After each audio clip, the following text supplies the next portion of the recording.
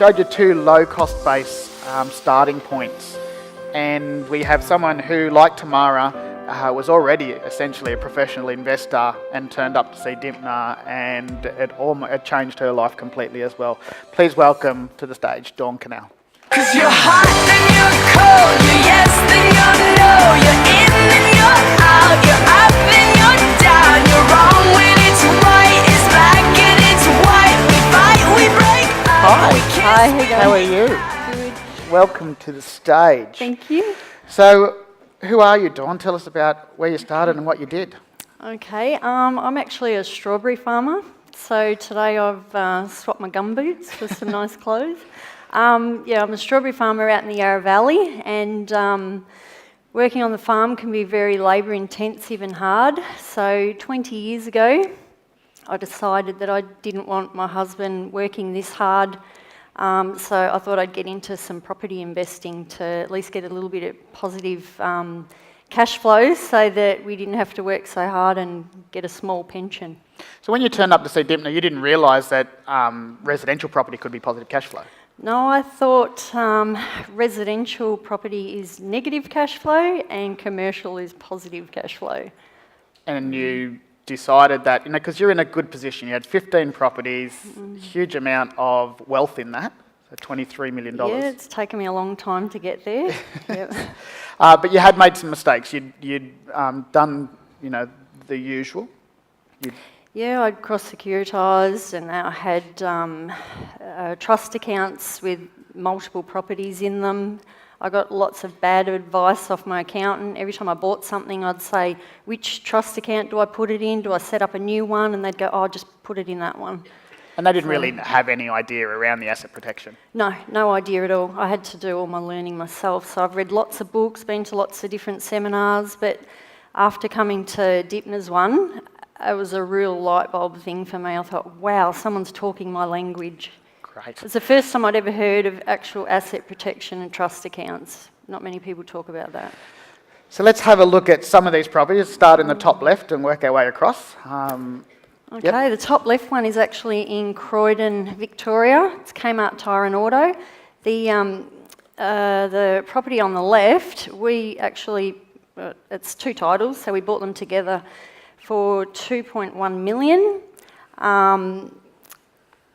That wasn't the first property we bought, actually, but my husband was a bit hesitant in buying it because it was $2 million and I wanted to borrow the whole lot. And but I explained to him that by buying it, it would actually give us $50,000 positive cash flow from the get-go, and once I mentioned that, he's like, okay, you can have it. So we bought that one. So, because your husband, you find the deals and you do stuff, and he does stuff in the background, but he's not really a property person. No, he does shares. So he's right into shares, and I'm a little bit anti-shares. So the first property we bought back in '98, I'd seen people gain massive wealth from property. So I said to him, I really want to get into property. And he's like, no, I don't want any debt. I don't want any headaches. I don't want this. I don't want that. So I said to him, listen, honey, we either do it together or I'm going to do it on my own. So he said, all right, then we'll do it. So I was 5 months pregnant at the time, and we bought a house in Ringwood, right where the new Eastlink head office is. We had half an acre there. And we knew the freeway was coming, so we knew potential of that could be commercial. So I thought, oh, I could build a medical centre there, I could do this, I could do that. So anyway, we purchased it. In saying that, the bank would not give us a loan, so we had to put quite a bit of cash into it, and I had to go to Sydney and get money from Australian Unity or some other company. Yep. And so you're in the game. The next one, the next factory in the middle there? The other one's factory in Bayswater. It's actually on 4 titles. It has a billboard on it as well, so there's 5 incomes coming in. Again, I just went to the auction and I took my checkbook with me. Hubby didn't know I was going, and I came back and I said, he said to me, oh, how'd you go at the auction? And he didn't realise it was a factory, and I said, oh, I bought some factories. And he goes, what? How much did you spend? And I said, oh, 1.8 million.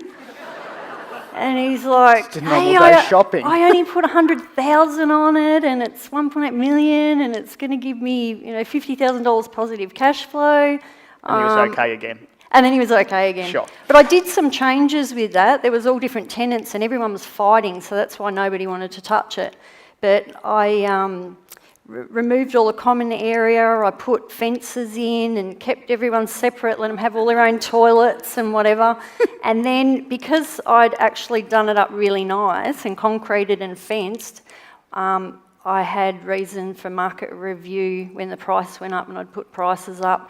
And it's now actually paying $240,000 rent. And thank you. And I just paid out the loan. So that's pretty good. Top right-hand corner. Oh, this one.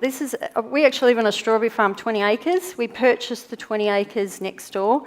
My husband and this guy were they're like Mexican standoff. No one wanted to budge on the price. So we'd offered him $700,000 and the guy wouldn't budge. My husband wouldn't pay any more money. This went on for a year.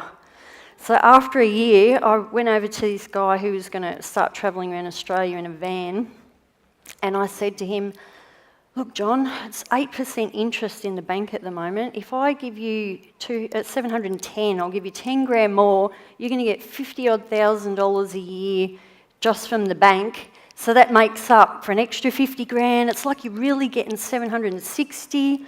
And he goes, all right. I said, I'll pay all expenses, all legal fees, everything. He goes, all right. So we shook on it, and he goes, send me all the details and whatever. So we bought that for $710. My husband was very upset. I paid $10,000 more. We spent $150,000 on renovating it, and it's now worth $1.5 million. Is he still complaining about a 10? Yeah, and another thing I said, sometimes it doesn't matter paying $10,000 more, because in 10 years' time, when it doubles, what's 10,000? We'll come back to the two on the right-hand side in the middle. You've got two Brisbane properties there. Gold Coast. They're Broad doing their Beach. thing. Bottom left-hand side, and it's a discussion we had this morning around a property that you really like and you want to be able to stay in every now and then. Yeah. Well, this one we actually bought, it was the second property I bought, it was about 18 years ago.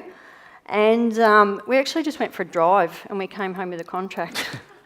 And at the time we paid $625,000, which was a lot of money back then. Anyway, I'd had it rented out for 17 years permanently, and the property down the bottom is actually a B&B, so I thought I'd turn this one into a B&B as well, and then that way I can go and stay there whenever I like. So that's my little city retreat. Right. So when people aren't staying there, I actually go stay down Port Melbourne right on the beach. Beautiful. So that's now worth $2.5 million too. Yeah, it's whatever. That's pretty good. What did you pay for it? $625,000. Yeah, that's whatever. And the bottom right-hand three photos are one property. Is this your farm? Yeah, that's the one property. That's the farm the other side. That's 40 acres. So you've got 3 80 farms in a row acres. that you've Yep. bought that's part of the strawberry farm. Yep. However, you run another business out of it. Yeah, so I turned that into a B&B. You can see how horrible it originally was. My brother's a builder. He told me to knock it down and start again. But I loved the character of the place. It was a 100-year-old home, really high ceilings. It was just so beautiful. So I spent $150,000 on it, renovated it, and now I've got it in on Airbnb and Stays.com.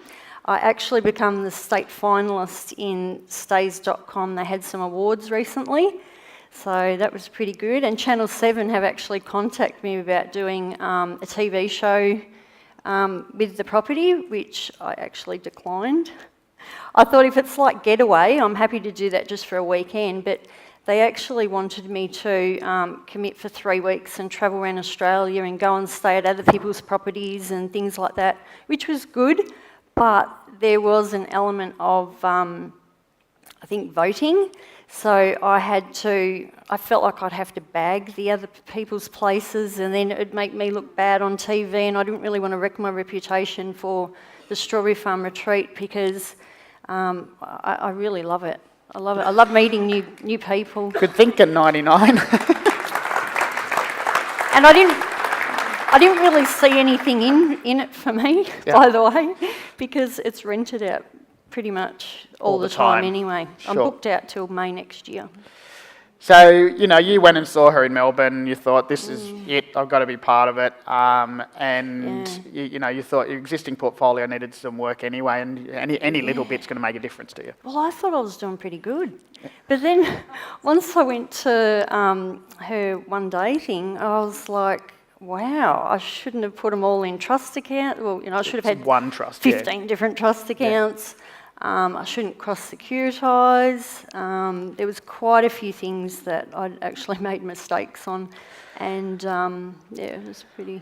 So you decided, you sat down, and I think we've got the point there. But your husband earlier this year had a problem, medical problem. Yeah, my husband had a heart attack in May, and I hope I didn't contribute to it.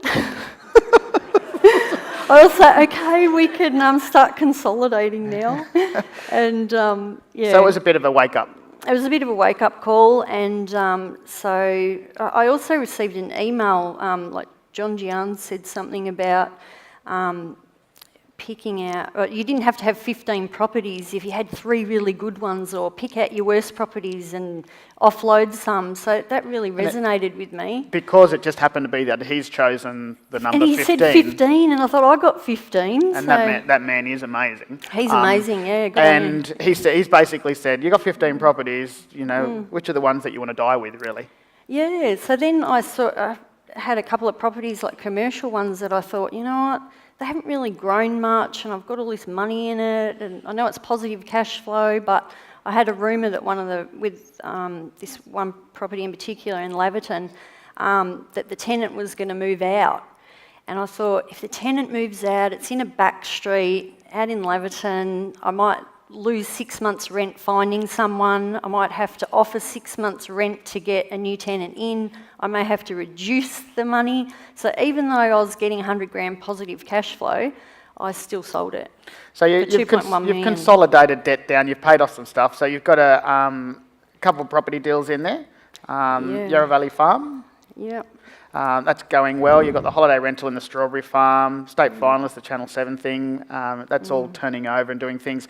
Now, Box Hill, which we'll talk about in a second, you turned into a rooming house. Yeah. And even with the extra cash flow of the rooming house, it was still negative. Still negative, only because when I went to the auction, I was expecting around 1.3 million in Box Hill, and I ended up paying 1.95 million for it. So it was quite a bit over reserve. But you knew there was something going on in the area. I knew there was zoning changes. It was a 2-storey house, and I knew they were going to let you start doing 4 stories in the area. And it was only 1 street back from Box Hill Hospital. So I thought, okay, it's a good idea. I'll buy that. You had the cash flow, and Dipner says you would only ever buy a negative geared property if it had potential to do something down the track. Yeah. And for you, you said, well, if I turn into a rooming house, I'm actually going to get a better return, because it'd probably be more likely 70 grand negative rather than 50 grand negative at that sort of price point. And you did that thing, and we'll get back to that deal in a second, which was pretty good.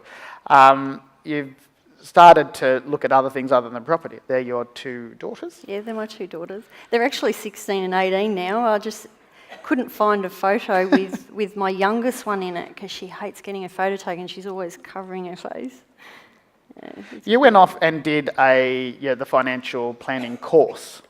Yeah, 2 years ago I did a financial planning course, purely from an investor's point of view. I wanted to know just what they would be suggesting if I went to them, and all they talked about was shares, and I'm obviously big on property, so I didn't really get along too well with the lady, and every time she asked a question, I'd say, oh, yeah, but property doesn't do that, and then she was talking about the GFC and shares going down 55%, and I said, well, none of my properties went down 55%, and she just kept ignoring me. And then she said, but property unit So property share Yeah, companies. property shares went down 60%. They actually were worse than normal shares. And I go, yeah, but that's still shares. It's not They're the property my themselves. And I actually bought some really good properties back in 2009 that have done really well now, and I'm positive cash flow and blah, blah, blah. Anyway, yeah, she didn't like me much. But the thing that was surprising I to learnt a you lot, was that you were the only one in that classroom to That was an actually learn about investor. financial planning so that you could help yourself out better. The rest of Yeah. them were going to tell other people how to do it and Yeah. hadn't made their money yet. Yeah, and I had 18 months to do that course, and I did it in 4 months. Overachiever. Yeah. Well done. You've had some learnings in here as well, you know, around Yeah. what to do, how to do, and especially with the paying down the debt.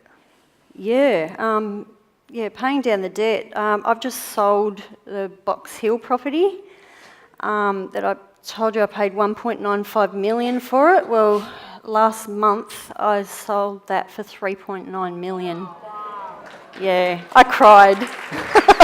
Oh my God, I can't believe it. That was a good day. I wasn't expecting that, but So you did very sell happy. that factory complex. Now that factory complex was bringing in you $100,000 cash flow. Yeah, positive. And you were cash willing flow. to sell it. Yep. Because- I was worried about losing money. And it allowed you to pay debt down in other areas. Yeah, so actually this month I basically had $6 million to pay down debt from 2 properties. Yeah, which actually in turn has given me an extra $280,000 in positive cash flow. Yeah. So you're also, you know, the farm itself has got $90,000 of cash flow out of the B&B, Yep. which is great. So for you, from starting point, your final results? My final results. Well, yeah, I have reduced my debt from 10 million to 4.6 million. And I started off before the 10 million. I had about $1 million in rent coming in, and I'm now down to about 600,000 positive cash flow. That's all right, isn't it? Yeah. But I still don't feel wealthy because I invest it all straight back in again. Any money I get from property, I tend to reinvest or pay off debt. I pay extra in my loan repayments, and I pretty much live off the strawberry farm money. So for you, though, what's happened is that obviously an already successful investor, time, you know, the difference between a good deal and bad deal, they always say, is about 3 years. That, you know, if you bought badly, 3 years later, you should be okay. However, by joining Dipner, you realise there was a lot more to what you're doing. And you always felt rich on paper, asset rich. Yeah, and then I'm but like, you how come I don't have the money? No, but by joining Dipner, you've realised that paying down that debt has given you an extra, even though you've got Yeah. less rents coming in, you've got $250,000 extra, more than what you used to have as positive cash flow, so about Yeah. $600,000. And for the first time, you've actually gone out and rewarded yourself and your husband, and you've got a little red car. Yeah, he's always wanted a Ferrari. So after selling these last 2 properties, he couldn't justify spending $455,000 on a car. And I said to him, honey, look how much money you've got. Please just go and buy something, because if you died back in May, I'd be buying that car.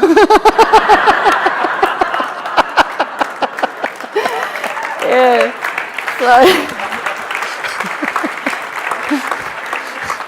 So he bought it. So he went and bought it. Yeah. That's fabulous. All right. He wouldn't have bought it if I didn't push him though, because he can't justify that. Yeah, kind of and look, money.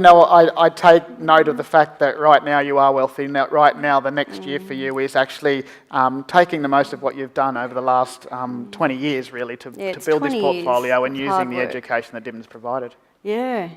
I'm still really happy, and I've still got so much to learn too. Even what we discussed this morning is like, Yeah. I've still got a lot to learn. And this morning's discussion was about this extra money. There's $1.95 million. The last thing you want to do is funnel that into personal names as a beneficiary. So, you know, Dibden says, set up the bucket company, go and have a sit down with Yeah. the strategist and the accountants Set and up have a some look at more. that. What would you say to yourself if you were sitting in the audience looking the other way? What advice? Yeah, I just say believe in yourself. You've got to have a vision. I mean, I've always had a vision of, properties that I'd wanted to buy, and like even that old house. I already had a vision. I already knew what it was going to look like once I'd bought it. I just walk in a house now, and you don't look at the furniture. You actually look at the house. And you go in there and you say, oh, I could knock that wall down, I could do this, I could do that. So you can pretty much just walk in straight away and know I can make this place positive cash flow. Yeah. So, and Be for a visionary. yes. And because you still run the strawberry farm, Yeah, but you still love your work strawberry farm. full time. I still work 60, 70 hours a week. I just love it. I think use it or lose it. My husband at one stage said to me, haven't you got enough? Like, stop buying property. And I thought, okay, all right, we won't buy any more. And then I just got so bored because my mind goes a million miles an hour and I'm always looking for the next deal. I mean, I get 150 emails a day, and a lot of them, probably 20, 30 different real estate agents will send us stuff.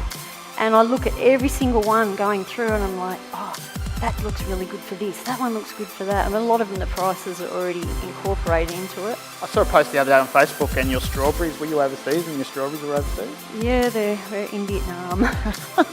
Yeah, so that was pretty cool. Pretty amazing. Please thank Dawn.